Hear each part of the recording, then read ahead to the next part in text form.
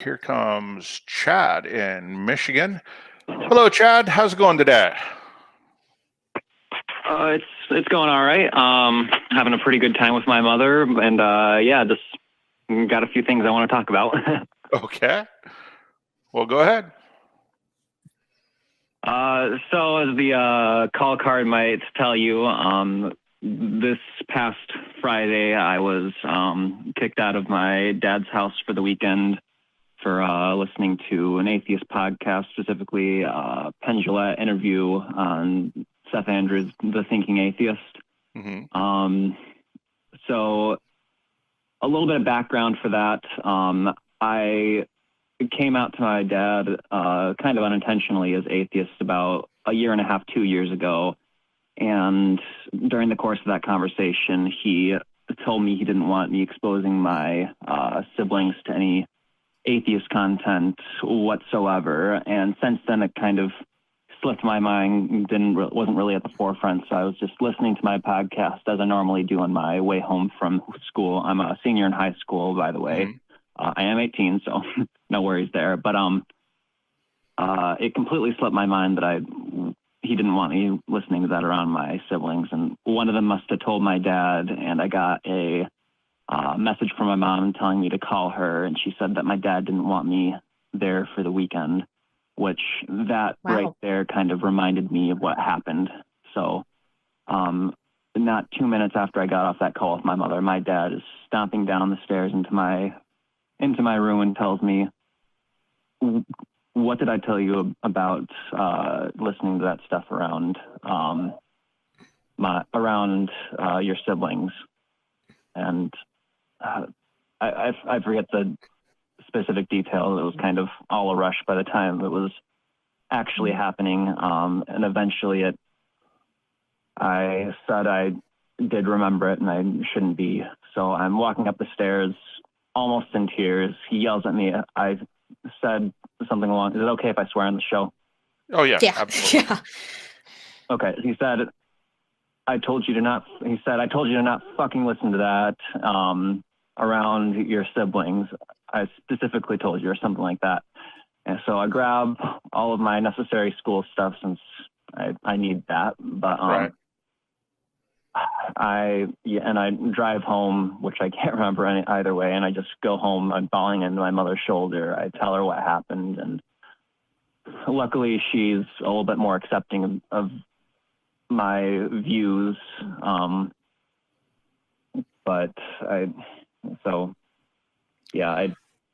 What I really want to ask and discuss is, what can I do to talk to my dad about it? Because I've thought about it myself, and there's a lot of very mean-spirited things that I know I shouldn't say.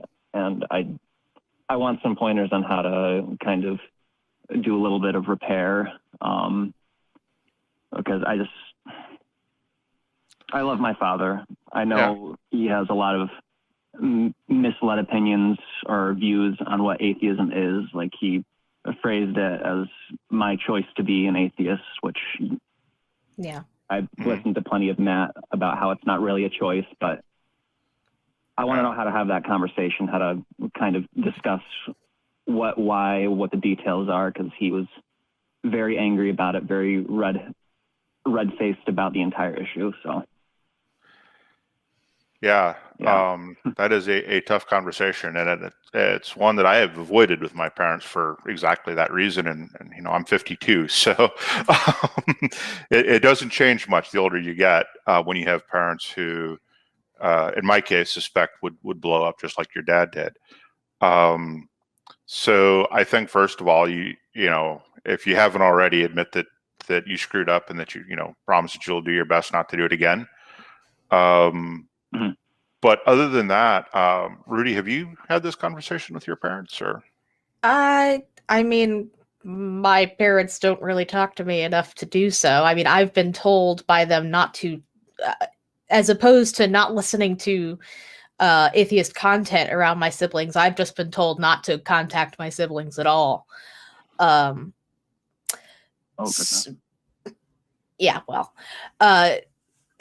honestly, the only thing that I can really think is, I mean, of course, if there's anything that I am good at, it's apologizing.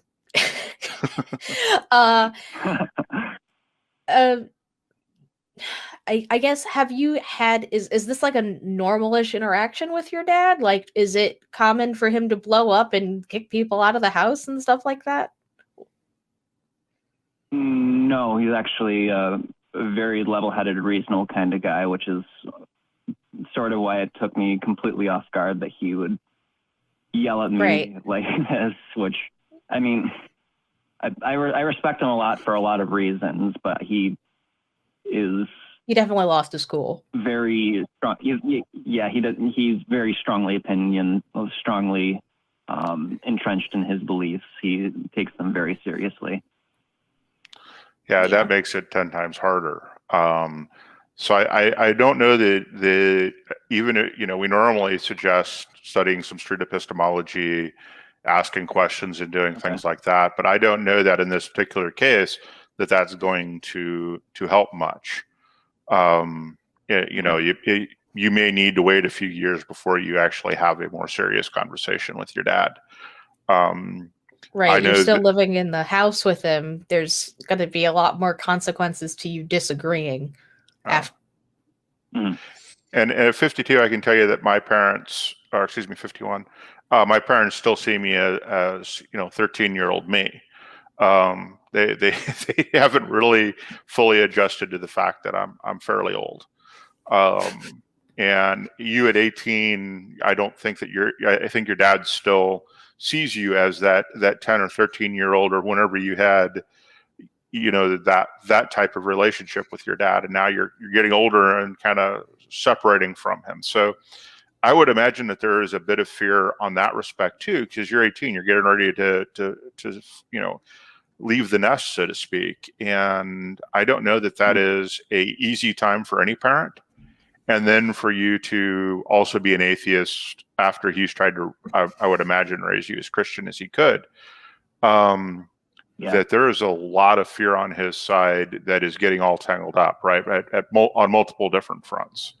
So I think keep that in mind when you talk to him, right? That fear leads to anger, as Yoda says, and that leads to the dark side and all kinds of bad things happening. And I was wondering if you were intentionally making a Star Wars reference or not. I was. I didn't intend to start going there, and I realized halfway through it that we're making a Star Wars reference.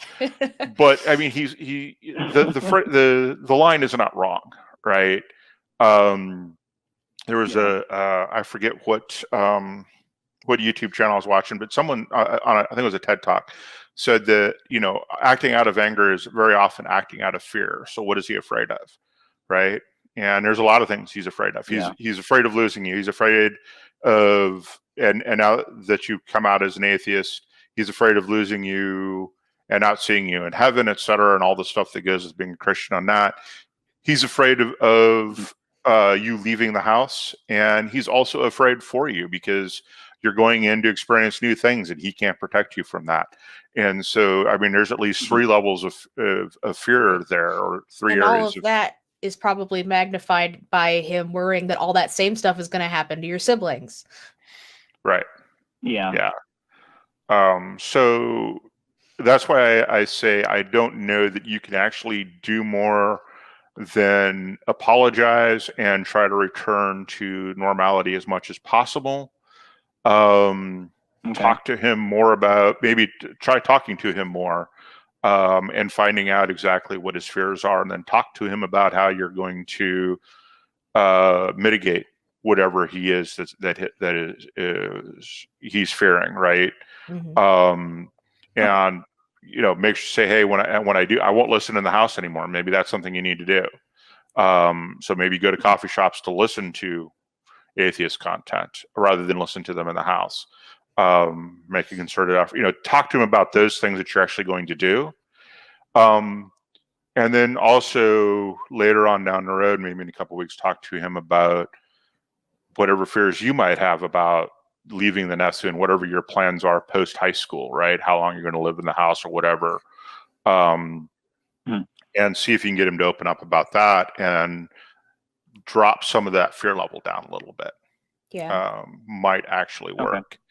But again, I'm not a psychologist or a psychiatrist. Yeah. I'm just trying to give you. I don't play one on the internet either. Yeah. So. If I were in your shoes, I guess I would try to make it clear that, you know, your intent was never to be to be defiant, to be non-compliant. You know, it was a honest mistake. You never meant to do anything hurtful. And then maybe bring up, this seems like it is very hurtful to you, and maybe I didn't realize how big of a deal this is to you, and maybe kind of talk about that. Yeah, like Jim said, get him to express what exactly his fears are there. And I think that you just making it clear that you weren't trying to do anything harmful. You made an honest mistake. It was totally unintentional. And that you want to understand why this is so hurtful to him. I think that that might sort of help sort of settle his, maybe he has ideas that you are, that you did do it intentionally, that maybe you're trying to deconvert your siblings, that you are trying to influence them. And that might be what part of his fear is. So I don't know. That's just my 2 cents. Like Jim said, we're not professionals or anything. This is just some random people on the internet giving you advice. Yeah, I completely understand what you mean by just like talking him through it and talking about how much he heard it. But I also think there's a certain level of, I guess, a lack of information about the entire thing, because I mean, just by his action alone, I find it baffling how he reacted to it, because I mean, if he would have known, he's not unreasonable. Like if he would have known that it wasn't so much just like atheist conversation and more like an interview with Penn Jillette, which I mean, I guess he's a famous atheist, but I mean, I don't know. I feel like I could do a lot more explaining the situation, try and calm him down, try and make him, like, as you said, make him feel a bit less fearful about the situation, tell him what my intentions were. And I think that it wouldn't hurt to bring up how you felt about that, how you felt like it was a very strong, maybe unreasonable reaction, and that you want to understand why he reacted that way, because it's not usual for him. Like, make it clear that you're not just doing this to, you know, say, hey, that really sucked. But like, I understand, like, you, like, I know this is like a weird way of putting it, but I remember I worked at this place, and one day my manager was starting off the day in like a really shitty mood, and everybody was like, oh, she's being such a bitch. And instead of being like, oh, she's being such a bitch, I like asked her what her favorite candy was, and I got her some from the vending machine and just left it on her desk. Like, I don't know why you're in a shitty mood, but I guess I'm gonna you don't usually act that way. I know you're not always in a shitty mood, so, you know, maybe do something to try to make it better, as opposed to just being like, hey, what's wrong with you? Try to be empathetic, understanding that people have shitty moods sometimes.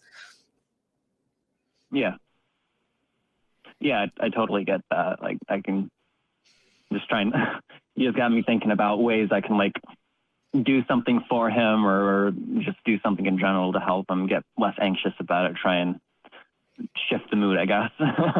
That's very helpful. And avoid talking, you know, about his actions and his stuff a little bit. So, you know, and him, and talk about the way it made you feel, or the way you felt, and feelings. It's very difficult to have this conversation without making the other person feel attacked, and that is going to be key. Words like why is often seen by most humans as an attack word. You know, why did you do that when you're 3 you get that stuck in your head that this is an attack. So try to avoid that. Try to avoid making this about him, and more about what's going on, and staying there.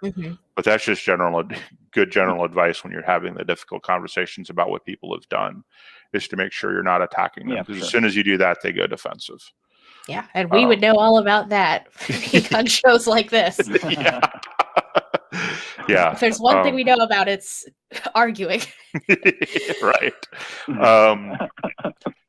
And that's not to say that those types of things can't be useful in certain conversations, but you're still trying to keep this relationship with your dad together, and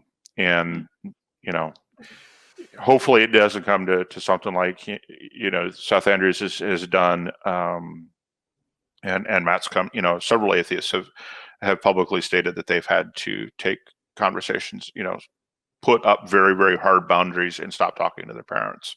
And that's something it sounds like you still want to try to avoid, and it may still be avoidable, right? And it may not be. In 5 years, you may be calling a show saying, "Hey, I've got to cut my parents off because they've become toxic, or my dad off because he's become toxic." And we hope that doesn't happen. But laying that groundwork now to keep that from happening is probably pretty important. And also accept the fact that you're probably going to screw it up at least once or twice, because I don't know that it's like playing with TNT, right? I don't know what playing with TNT is like, Jim. What is playing with TNT like? You have some experience with that? Okay, so I'm showing my age from the Westerns. Yeah, I used to watch. It's a delicate situation, right? You don't. It's like trying to carry fine china or something.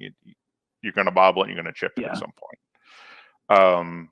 So just try and feel it out. And he may not be ready to talk to you about it for a year or two. So, be prepared for that too.